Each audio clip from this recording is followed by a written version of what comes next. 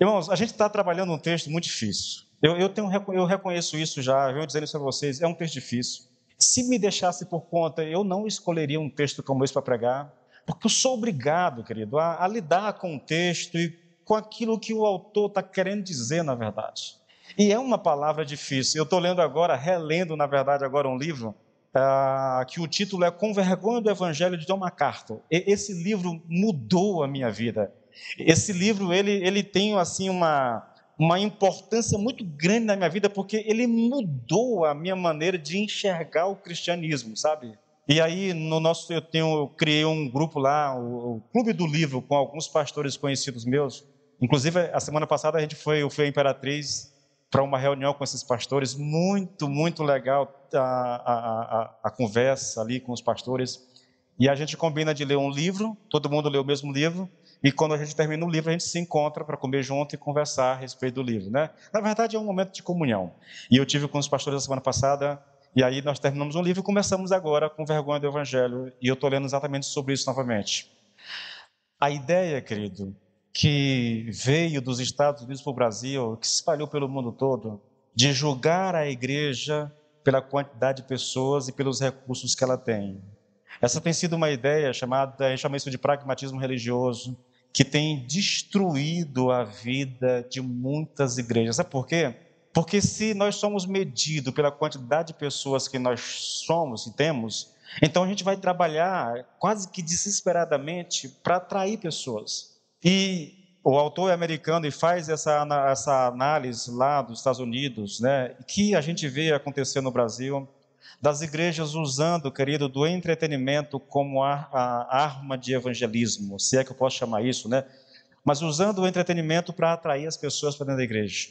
É uma coisa assim assombrosa. Quando eu li pela primeira vez, isso me chocou demais, irmãos. Me chocou demais. Pragmatismo religioso. Se a igreja lá no Arizona está fazendo alguma coisa e está dando certo, se eu aplicar aquilo que ela está fazendo lá aqui, eu também vou alcançar o mesmo resultado que ela está alcançando lá. E é por isso que nós temos visto no Brasil uma corrida, sabe, atrás de métodos de crescimento.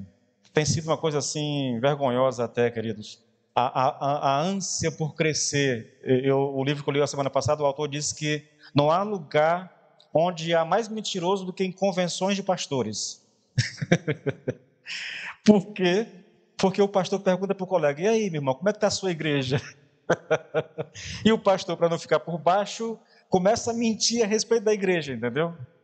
Eu ri porque eu vi muito isso acontecer, irmãos, na convenção que eu participava. Vamos esquecer esse negócio, vamos voltar para o texto. O texto que nós estamos estudando, irmãos, é difícil, pesado, mas é uma abordagem necessária. Porque a igreja, na ânsia do crescimento, ela não só lança a mão do pragmatismo, do entretenimento, sabe, de atrações, e atrações muitas vezes mirabolantes. Eu vi pastores que entravam na igreja montados numa motozona grande, dentro da igreja, aquela coisa toda, e o auê na cidade, todo mundo dizendo: olha que igreja maneira e tal.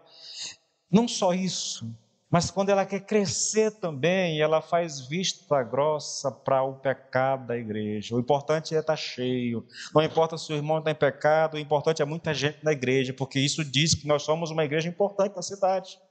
Isso significa que os políticos vão atrás de nós para negociar, entendeu?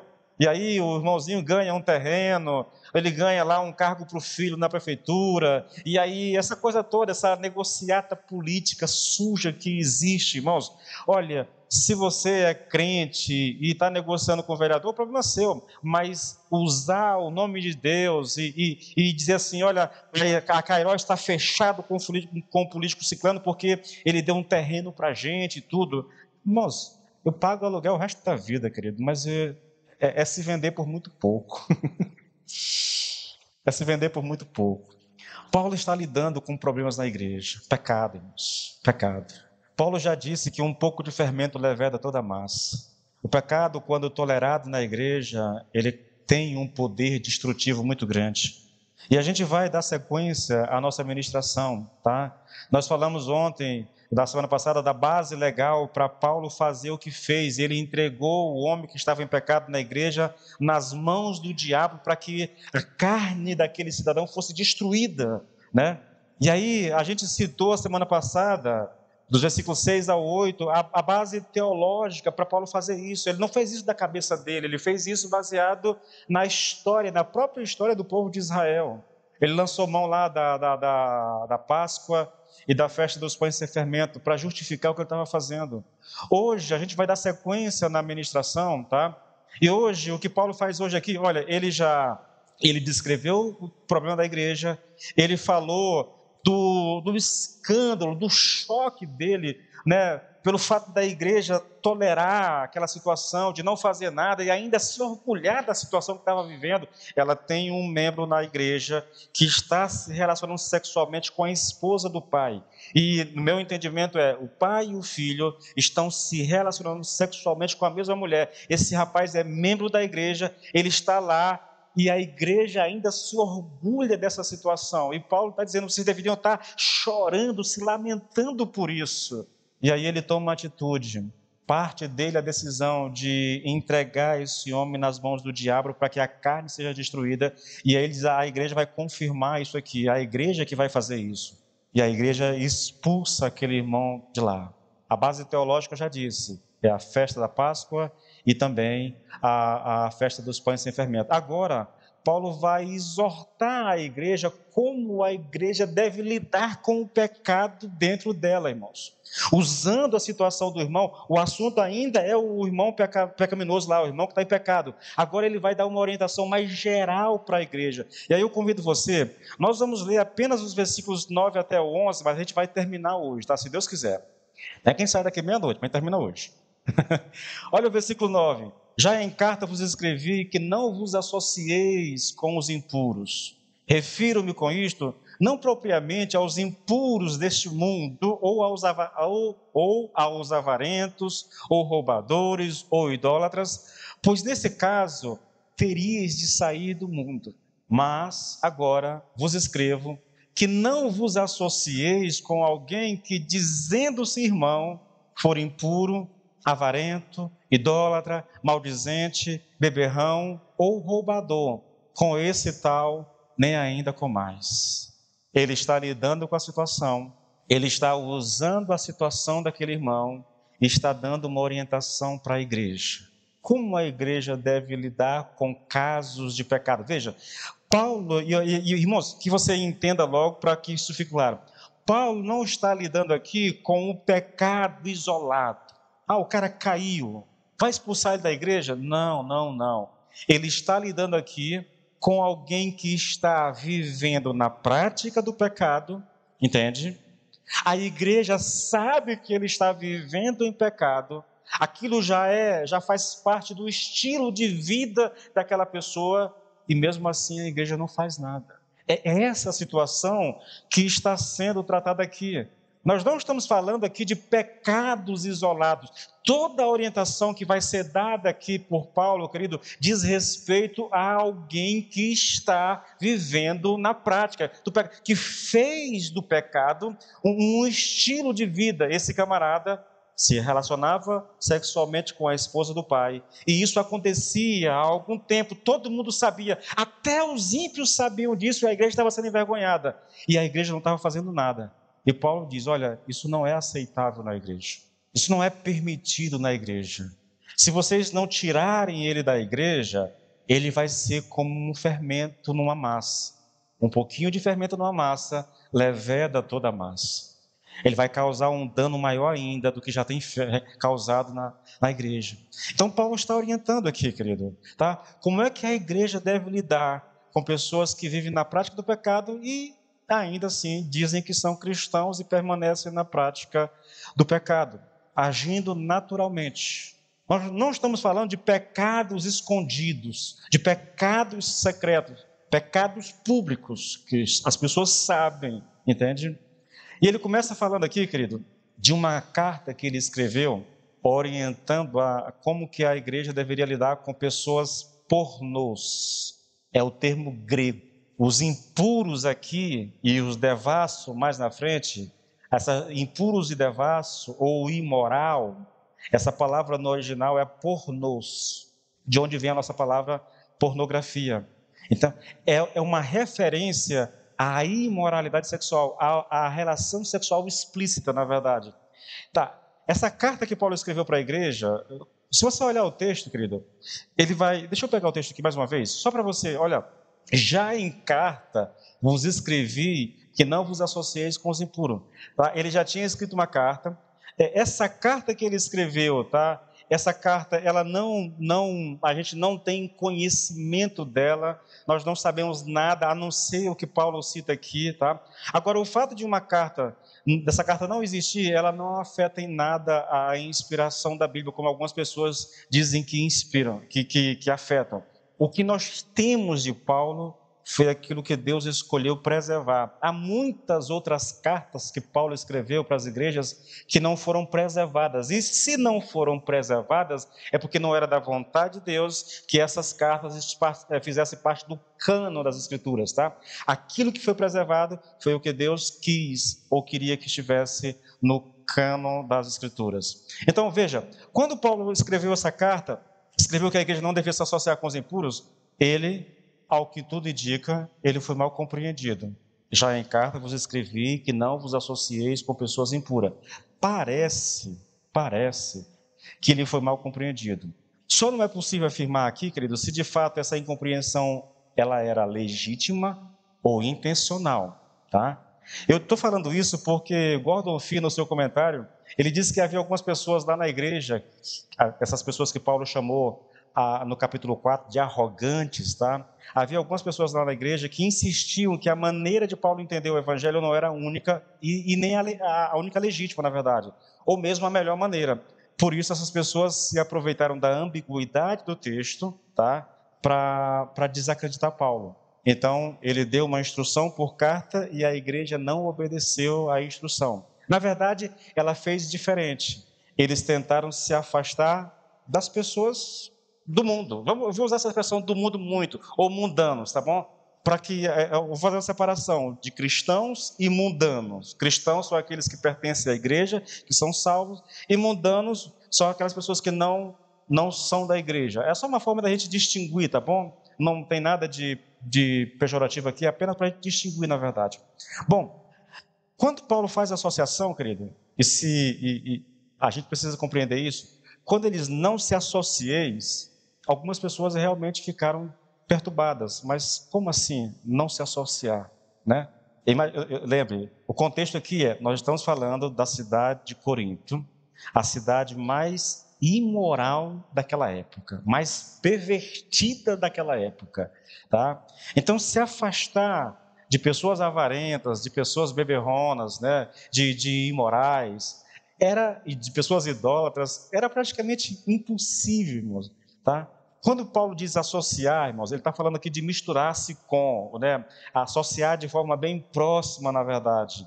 Então, o que Paulo está dizendo é o seguinte: olha, não é bom que os crentes mantenham, né, o contato, a relação com outras pessoas que se dizem crentes, mas que estão vivendo nessa situação descrita. Elas são imorais, elas são idólatras, elas são maledicentes, elas são bebedoras. Aí não é bom, porque pensa assim, olha, foi o que a igreja levou em consideração. Se a igreja estivesse agindo de maneira legítima e não entender o que Paulo disse, ficaria fácil para nós compreendermos. Paulo, como é que a gente pode não se relacionar com essas pessoas? Para onde você vai? Se você vai no mercado, você vai encontrar pessoas assim. Se você vai em qualquer lugar que você vai na cidade, você vai encontrar com pessoas. Não tem como negociar, não tem como vender, não tem como viver sem que a gente se relacione com essas pessoas. E Paulo concorda, é verdade. Não dá para viver sem que você se misture com essas pessoas. Só que a orientação de Paulo, querido, não era que eles não deveriam se associar com as pessoas do mundo. A orientação de Paulo é a seguinte: não se associe com as pessoas que estão dentro da igreja e dizem que são cristãs, mas estão agindo dessa maneira. Refiro-me com isto não propriamente aos impuros desse mundo, ou aos avarentos, ou os roubadores, porque nesse caso vocês teriam que sair do mundo. Não tem como viver. Eu digo a mesma coisa hoje. Não dá para viver hoje sem que você se relacione com pessoas do mundo. Pessoas que são idólatras, pessoas que são imorais, pessoas que são avarentas, tá? Não tem como isso. Mas o problema de Paulo não são os de fora da igreja. O problema de Paulo são as pessoas que estão dentro da igreja. Essa é a questão. São as pessoas que estão entre nós e que, estando entre nós, estão vivendo dessa maneira. Queridos, é importante que você compreenda essa orientação. Eu acredito, irmãos, que boa parte da fraqueza do cristianismo que nós vivemos, do cristianismo praticado no Brasil, se dá por isso. Paulo, com relação a esse homem, ele disse, olha, expulsem da igreja. É um homem, veja, há leis que governam o reino de Deus. Paulo é um profundo conhecedor dessas leis. Com toda certeza, esse camarada já tinha passado por algum processo, se não antes de Paulo escrever a carta, depois de escrever a carta, esse camarada passou por um processo de ser confrontado, de ser levado à igreja, mas ele não queria abrir mão da sua postura. Ou talvez, como alguns comentaristas chegam a sugerir, ele fosse uma pessoa bem-sucedida na vida, de nome na cidade, e que a igreja, sabendo da situação dele, não queria confrontá-lo com medo de perdê-lo. Em cada situações, irmãos, o fato é que aquele cidadão na igreja estava causando um dano espiritual à igreja. E Paulo está dizendo, olha, vocês devem expulsar essa pessoa da igreja.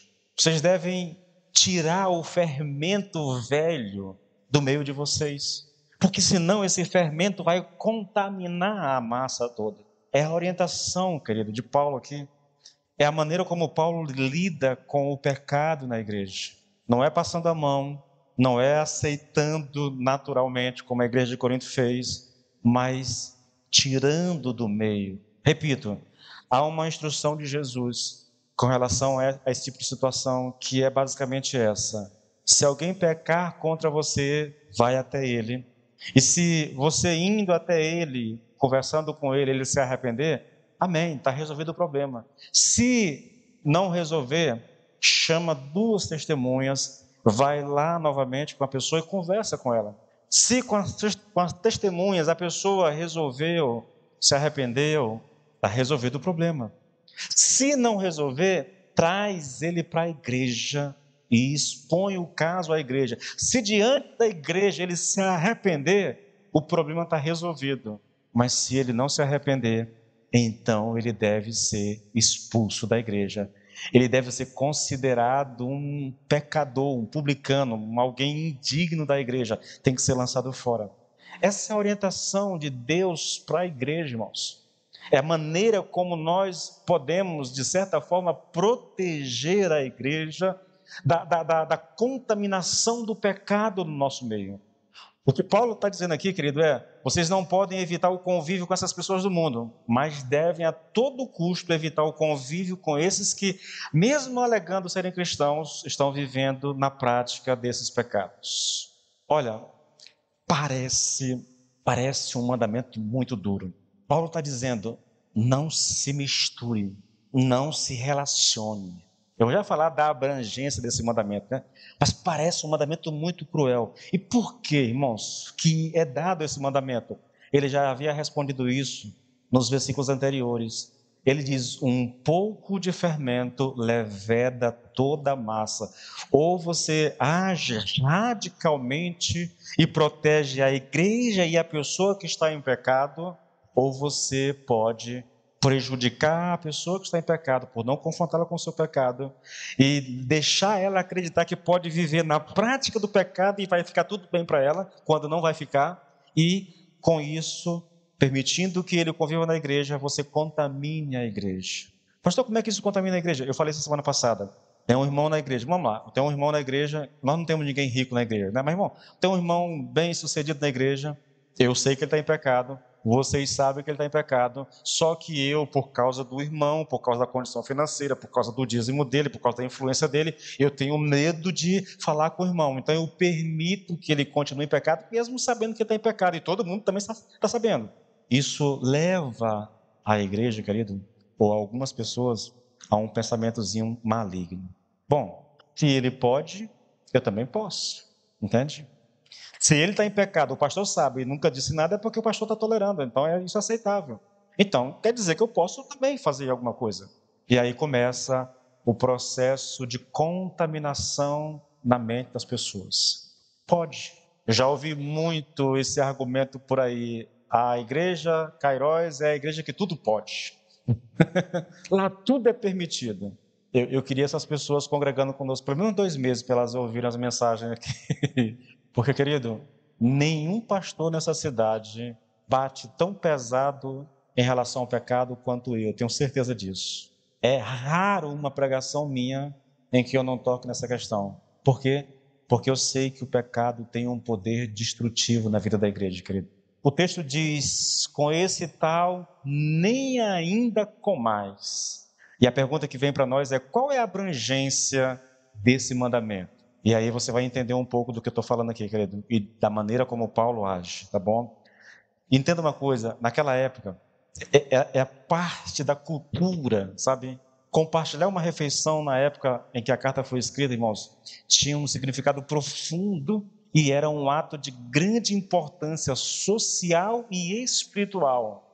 Receber alguém em casa para uma refeição era um ato de hospitalidade e honra, irmãos. Era uma maneira de demonstrar respeito, aceitação e amizade. Então, quando você chama alguém para comer com você, você está, de certa forma, validando aquela pessoa, entendeu? E se essa pessoa está em pecado, e você sabe que ela está em pecado, e você chama para comer com você, então você está validando o pecado dela, você está sendo conivente com o pecado dela. Por isso, não comais com tais pessoas. Os comentaristas, lá do comentário bíblico popular, eles perguntam assim, Paulo quer dizer que não devemos nem sequer comer com um cristão que se envolve com tais práticas? E eles respondem, é exatamente essa a instrução do versículo 21. Não devemos participar com ele, nem na ceia do Senhor, nem de uma refeição social comum.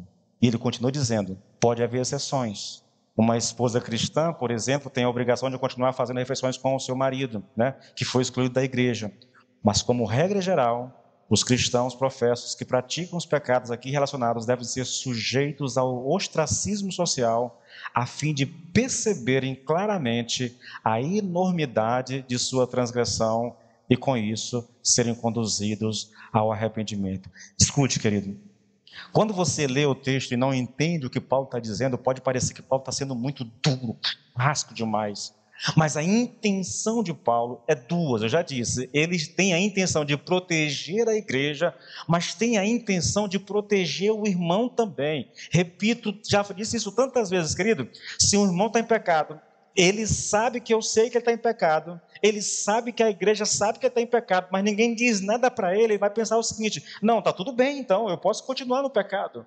Só que se ele continuar na prática do pecado, você desculpa a expressão que eu vou usar aqui, mas vou ser muito franco. O caminho que ele está trilhando, se não for corrigido, vai levá-lo direto para o inferno, irmãos. Não tem outra palavra para colocar para vocês. Por isso que Paulo diz, olha, eu estou entregando ele nas mãos do diabo, para que a carne seja destruída, a fim de que ele seja salvo no dia do Senhor. Então, o motivo que faz Paulo agir como agiu era a salvação daquele homem, mas ele sabe que se aquele homem continuasse na igreja da forma como estava, sem ninguém dizer nada a ele, ele não se arrependeria do seu pecado e ele poderia ir para o inferno. Então a disciplina, quando ela é bem compreendida, ela é uma atitude de amor e de proteção a quem pecou. É lógico, proteção também à igreja. Bom, a pergunta é, né? Essa abordagem aqui, nem com mais ainda com tais pessoas, ela é uma abordagem que é abrangente ou ela é uma abordagem mais restrita? Os comentaristas se dividem. Eu já li aqui, o pessoal do Comentário Bíblico Popular e tantos outros acreditam que era essa abordagem abrangente. Você não deve nem comer com essa pessoa lá na sua casa. Não é só, eu já ia falar sobre isso, tá bom? Não é só na comunhão da igreja, não. É em lugar nenhum. Você deve se afastar completamente dessa pessoa para que ela caia na real e perceba a gravidade da situação que ela está vivendo. Essa é a abordagem abrangente. Mas há uma abordagem, querido. Deixa eu ver se eu coloco isso. Deixa eu explorar um pouco essa questão, tá bom? Porque aqui levanta um questionamento interessante. Olha só, se essa abordagem abrangente, que diz que você não deve comer nem na igreja, nem em lugar nenhum, se essa abordagem for verdadeira, como explicar o fato de que o Senhor Jesus comeu com publicanos e pecadores? Porque Jesus comia com essas pessoas, né? A resposta é bem simples, irmãos. Essas pessoas não eram discípulos de Jesus. E o fato de Jesus comer com elas, querido, tinha, na verdade, o propósito de alcançá-las, mas elas não eram discípulas de Jesus, tá bom? A explicação bem básica é essa, eu não vou nem entrar mais em detalhe por causa do tempo. Veja, essa é a abordagem abrangente. Agora há uma abordagem mais restrita de como eu devo interpretar esse nem sequer comais com ele. E aqui, né, há um outro grupo de pastores que fazem isso, de estudiosos, e dentre eles está o próprio Nicodemos. Ele acredita que a abrangência desse mandamento está restrita a uma festa conhecida como a festa Agapou, ou a festa do amor, onde a ceia era celebrada. Em 1 Coríntios 11, você vai ver que uma vez por semana, a igreja se reunia num lugar para uma refeição chamada Festa do Amor. E nessa refeição era celebrada a Páscoa.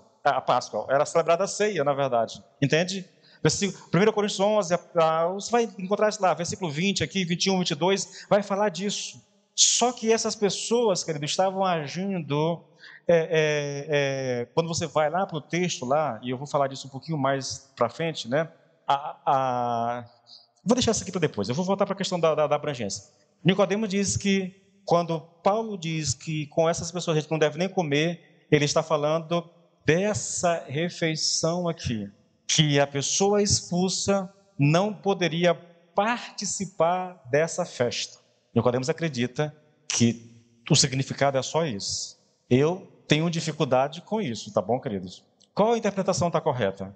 A que diz que é abrangente ou essa abordagem que diz que ela é restrita?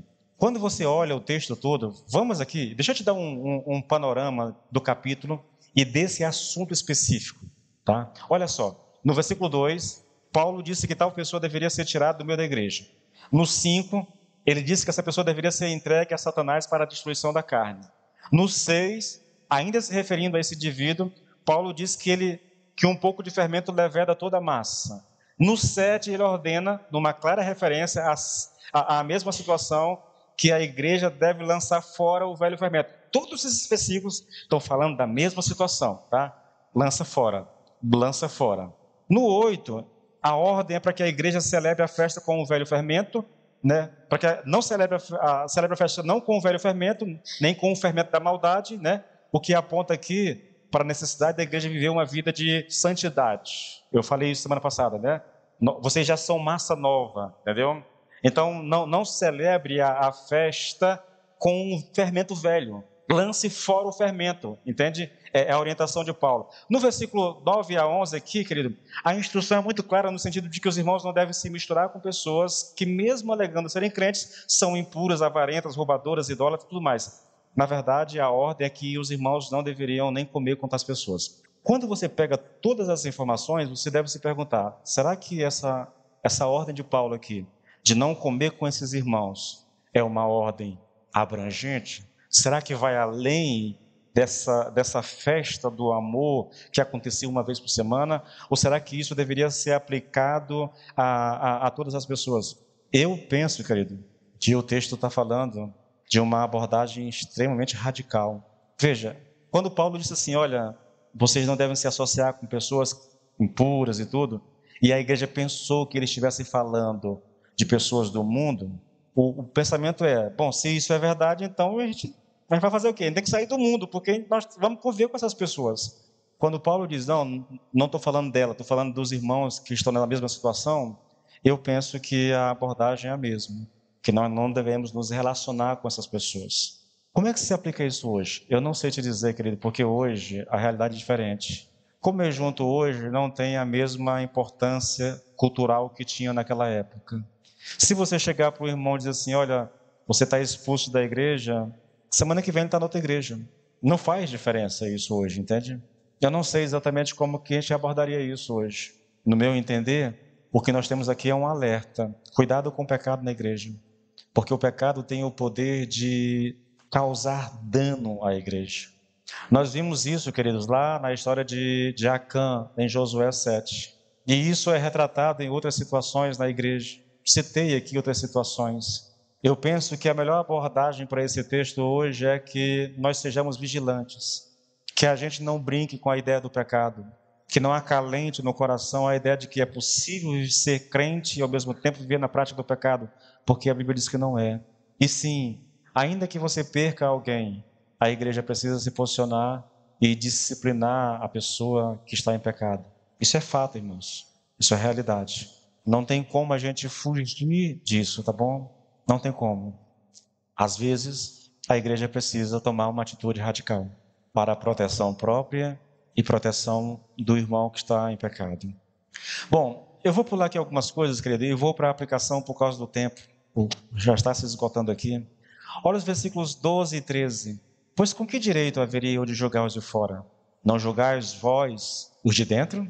Os de fora, porém, Deus os julgará. Expulsai, pois, de entre vós o malfeitor. Novamente, Paulo está falando. E aqui ele está concluindo toda essa questão. E de maneira muito clara e explícita, ele está dizendo: expulsem do meio de vocês a pessoa que fez isso. Não tem muito o que... Irmãos, aqui não tem o que interpretar, entendeu? A igreja não deve julgar aqueles que não são crentes. Engraçado que a gente é bom para fazer isso, né? A gente gosta de apontar o pecado das pessoas que não são crentes. A gente pensa que é para se afastar do descrente. Não, não é, irmãos. É uma inversão daquilo que a Bíblia ensina. Vocês precisam se relacionar com essas pessoas. E ao se relacionar, vocês não foram chamados para julgá-los, para ficar apontando o pecado deles. Não é nosso papel. O que nós precisamos fazer com essas pessoas é testemunhar de Cristo e pregar o Evangelho a elas. Agora, no que diz respeito à realidade da igreja, aí a igreja é chamada para julgar. É ordem, irmãos. É ordem. Com que direito haveria eu de julgar os de fora? Não julgais vós os de dentro? Os de fora, porém, Deus julgará. Aí, basicamente, está dizendo, os de dentro vocês julgam. E como julgamento, vocês devem expulsar o camarada que está fazendo isso. Tire ele da igreja. É a orientação de Paulo, querido. Não tem muito o que correr, irmãos. Ah, pastor, mas isso não vai contra a palavra de Jesus, que a gente não deve julgar, né? Essa coisa. A gente tem muito disso, né? Jesus disse, olha, não julgais para que vocês não sejam julgados. Sim, é verdade que o Senhor Jesus disse isso, querido. Mas quando Jesus falou isso, ele não está falando de julgar atitude, ele está falando de julgar motivações. Motivações. Nós não somos chamados para julgar as motivações das pessoas, as intenções do coração das pessoas. Mas nós devemos, querido, julgar as ações dos irmãos da igreja. É papel nosso. Com relação a julgar as emoções, o próprio Paulo, né, as intenções do coração, o próprio Paulo já tinha falado isso em 1 Coríntios 4. No versículo 4 e 5, Paulo tratou disso muito claramente. Esse julgamento Deus vai fazer, Deus vai manifestar a intenção do coração de cada um. Não é nosso papel julgar as intenções, as motivações, mas é nosso papel julgar as ações. Eu não tenho como julgar a intenção. O irmão está fazendo alguma coisa lá. Eu não sei, querido, por que ele está fazendo isso, por que disse isso. Eu não tenho que estar apontando o pecado. Agora, ações podem e devem ser julgadas. Se eu sei que o irmão está fazendo uma coisa que a Bíblia diz que é pecado, então eu sou obrigado pelas Escrituras a julgá-los e a fazer alguma coisa para resolver essa situação. Simples assim, irmãos. Simples assim. E eu vou aqui para as aplicações práticas. Eu estou pulando aqui um monte de coisa por causa do tempo, tá? Já são 9 horas, mas eu vou fazer... São 3 aplicações. A primeira é: a igreja não deve ignorar ou tolerar a prática pecaminosa. Escute isso aqui, querido.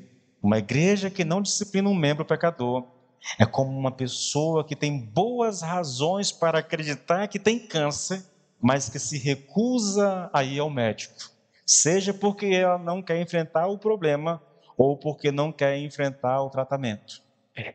Veja a analogia. Se ela esperar muito, todo o seu corpo será permeado pela doença e será tarde demais para o tratamento fazer algum efeito.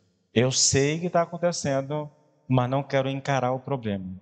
Vai chegar um momento em que esse problema se alastrará e vai causar um dano muito maior do que se fosse tratado no início. Irmãos, nenhuma igreja é saudável o suficiente para resistir à contaminação de um pecado persistente no seu meio. Nenhuma igreja, querido. Não existe isso. O pecado, ele é como o fermento, lembra lá? Ele vai se entranhando no meio da igreja. Ele vai contaminando as pessoas. Ou você lida com ele, ou você vai ter problemas muito mais sérios depois.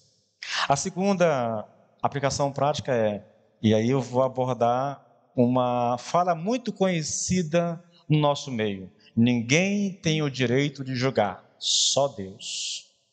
A gente ouve isso demais. Você pega lá um desses pregadores fazendo umas coisas absurdas. Eu vi algumas coisas. Irmãos, eu tenho alguns vídeos que eu vejo, eu digo assim, eu vou postar no grupo da igreja. Aí eu fico assistindo aquele negócio, eu digo, não, mas talvez as pessoas não entendam isso. Porque há tantas bizarrices no nosso meio, sabe? Há tanta coisa chocante e escandalosa no nosso meio, que às vezes é vergonhoso até você publicar, você está denunciando, mas até o ato de denunciar se torna constrangedor por aquilo que está sendo denunciado. E aí quando você vai falar alguma coisa, aí vem uma galerinha dizendo assim, ninguém tem o direito de julgar ninguém, só Deus pode julgar. Eu digo, é verdade, querido.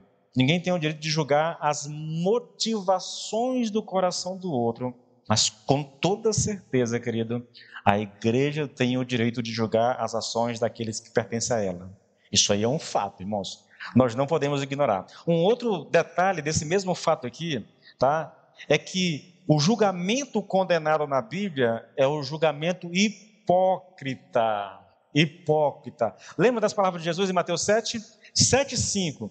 Ou como você dirá a seu irmão, deixe que eu tire o cisco do seu olho, quando você tem uma trave no seu próprio? Hipócrita, tire primeiro a trave do seu olho, e então você verá claramente para tirar o cisco do olho do seu irmão. Percebe?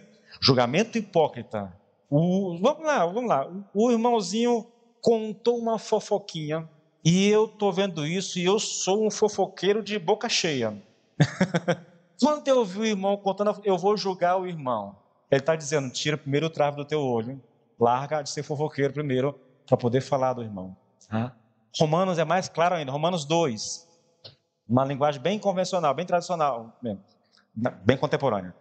Meu amigo, não importa quem você seja, você não tem desculpa quando julga os outros, pois quando você os julga, mas faz as mesmas coisas que eles fazem, você está condenando a você mesmo. Esse é um julgamento hipócrita, sabe?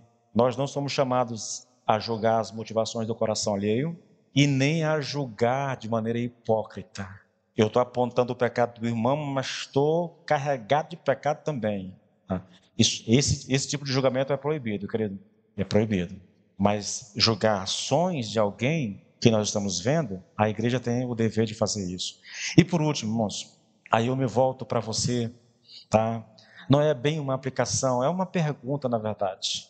E a pergunta é, como é que está a sua vida? Você tem contribuído para o bom andamento do reino de Deus? Ou as suas ações têm contribuído para o enfraquecimento desse reino? Queridos, todos nós deveríamos sermos capazes de ouvir algo como isso e se perguntar, esqueça um pouco a imoralidade, a avareza, ou a injúria, ou a idolatria, sei lá. Esqueça um pouco isso e olhe para a sua própria vida. Eu sei que existem pecados mais graves do que outros, eu já falei sobre isso, mas pecado ainda é pecado. Pecado gera morte, independente de ser um pecadão ou um pecadinho, os dois geram morte. A melhor forma de ilustrar isso é, pegue uma pedrinha e jogue ele no rio, e ela quase não vai fazer barulho, mas ela vai cair e vai descer. Pegue uma pedra grande e jogue, e bum, e ela vai descer tanto quanto a pedra pequena. A diferença de uma para outra é só o barulho que foi feito. Pecado é isso, querido. Tem pecados que são barulhentos, escandalosos. Tem pecados que acontecem na surdina, um coração amargurado, inveja, cobiça, a mentira, a avareza, o não amar a Deus, o não fazer aquilo que Deus ordena. Eu estou preparando aqui uma mensagem na minha mente sobre o domingo. Tem muita gente que está em pecado por causa do domingo, porque ele acha que o domingo é dele, e ele pode fazer o que bem quer no domingo. E ele esquece que nós não guardamos o sábado, mas nós guardamos o domingo. E o domingo para nós tem o mesmo peso do sábado para os judeus. O mesmo peso, querido. E porque a gente não guarda o sábado, algumas pessoas pensam que pode fazer o que quiser no domingo, que não tem nenhum problema. Queridos, vou repetir o que eu disse lá no início. Nós somos cidadãos de um outro reino. Esse reino tem leis próprias. E se eu quero desfrutar do favor de Deus, daquele que governa sobre esse reino, eu preciso viver de acordo com a vontade dele. Eu não posso impor a minha vontade e o meu querer sobre a vontade de Deus, porque se eu fizer isso, eu vou ter problema na minha vida. Irmãos, sabe, a gente deveria viver aquilo que Deus chamou para vivermos. Nós deveríamos ser aquilo que Deus intencionou que nós fôssemos. Veja Paulo, olha, vocês são massa nova, vocês são pão sem fermento. Ou pense aí em Romanos, vocês são herdeiros de Deus, co-herdeiros com Cristo Jesus, de todas as bênçãos, de todas as promessas. Quando a gente deixa de viver a vontade de Deus para fazer a nossa própria vontade, nós perdemos tudo isso, irmãos. É como se nós estivéssemos recusando as bênçãos de Deus e escolhido viver, o nosso querer. Eu vou satisfazer aquilo que me dá prazer. Mas às vezes aquilo que me dá prazer não é aquilo que Deus quer para mim. Mas não importa o que Deus pense, a vida é minha, eu faço dela o que eu quero. Amém, querido, você pensa assim, tá bom para ti, então procura um lugar para você ir, porque a igreja não é lugar para você. O reino não é para você, querido, porque o reino pertence àqueles que fazem a vontade do Pai. Você é um cidadão desse reino, você é um súdito desse reino. E se você não entender isso, querido, você vai viver a sua vida espiritual, irmão, de maneira lamentável.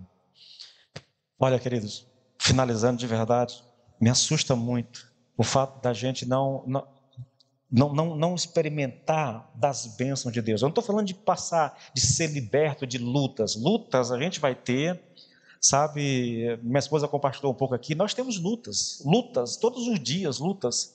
Mas a despeito das lutas que a gente tem, ainda é possível desfrutar das bênçãos de Deus, presença de Deus. Ainda é possível desfrutar da relação com o Senhor, sermos alimentados por essa relação, termos o nosso coração protegido dessas lutas que a gente tem que encarar no dia a dia, querido. Mas se você virar as costas para o reino e escolher viver a sua própria vontade, você não terá fortaleza, você não receberá auxílio, querido. Novamente, irmãos, eu não digo essas coisas, querido, porque eu queira envergonhar vocês, porque eu queira constranger vocês. O desejo do meu coração é apenas ensinar vocês como funciona esse reino, como eu devo viver nele de maneira que eu desfrute daquilo que Deus tem para mim. Toda vez que você colocar sua vontade, querido, à frente da vontade de Deus, você pode ter certeza que você vai pagar um preço por isso. Talvez não aconteça imediatamente, mas uma hora a conta chega, irmãos. Pastor, o que você quer com isso tudo? Minha oração, querido, e minha exortação a você é que você procure viver da maneira mais fiel possível diante do Senhor. Isso não é garantia de que você não vai falhar, você vai falhar, isso é fato. Mas como eu disse, Deus olha o coração mais do que a aparência. Deus sabe, irmãos, Deus sabe, eu tenho certeza disso, da motivação do meu coração. E eu posso ir para diante de Deus tranquilo com isso. Ele sabe o que eu faço e por que eu faço. Ele sabe que eu não sou perfeito, Ele sabe que eu vou errar, Ele sabe que talvez eu até envergonhe o nome dEle, mas eu não faço isso propositalmente, porque quero fazer, porque tenho prazer em fazer, e porque às vezes acontece, eu sou humano, e como humano, querido, eu vou falhar, e eu tenho consciência disso, mas também tenho consciência de que a minha falha não vai me afastar de Deus, e para mim isso basta. Eu sei que o preço do meu pecado já foi pago por Jesus na cruz e que agora eu posso me relacionar com Deus. Eu errei, confesso o meu erro e eu peço ao Senhor, Senhor, me perdoe pelo que eu fiz. E então eu volto para a minha relação com o Senhor novamente, querido, novamente. É o que eu espero para nós, querido. É a minha oração, no nome de Jesus. Vamos nos colocar de pé, por favor. Senhor, meu Deus e meu Pai. Senhor, nós louvamos o Teu nome, Senhor. Nos bendizemos a Ti, Senhor. Senhor, nós damos graças a Ti. Porque mesmo sabendo, Pai, que somos falhos, que muitas vezes, Pai, entristecemos o Teu coração, também sabemos que o Senhor nos ama. E nos ama com um amor, Senhor, que é incomensurável. Um amor, Senhor, meu Deus, que não mede esforço para nos restaurar, para nos alcançar. Um amor que foi manifestado na cruz, na pessoa do seu Filho amado Jesus Cristo. A palavra diz que o Senhor nos ama tanto, Pai, e a prova desse amor é Jesus. Quando nós o contemplamos no madeiro, Senhor, deveria haver um grito no nosso coração de exultação em saber que Ele está ali não por causa dos seus pecados, mas por causa dos meus pecados, dos nossos pecados. Ele levou sobre si no madeiro os nossos pecados. Quando pecamos, Pai, a postura do nosso coração deveria ser: Deus, reconheço que pequei, perdoe-me em nome de Jesus, lava-me com o sangue de Jesus, purifica-me de toda injustiça, porque se nós fizermos isso, a palavra diz, de maneira muito clara, Senhor, que nós receberemos o perdão, Senhor, e seremos restaurados à comunhão com o Senhor. Pai, por favor, olha para nós, nos ajude, não deixe o nosso coração se rebelar contra Ti. Não deixe a nossa vontade prevalecer contra a Tua, Senhor. E nos ajuda, Pai, a andar em comunhão íntima com o Senhor, dia a dia, em o nome do Senhor Jesus Cristo. Amém e amém.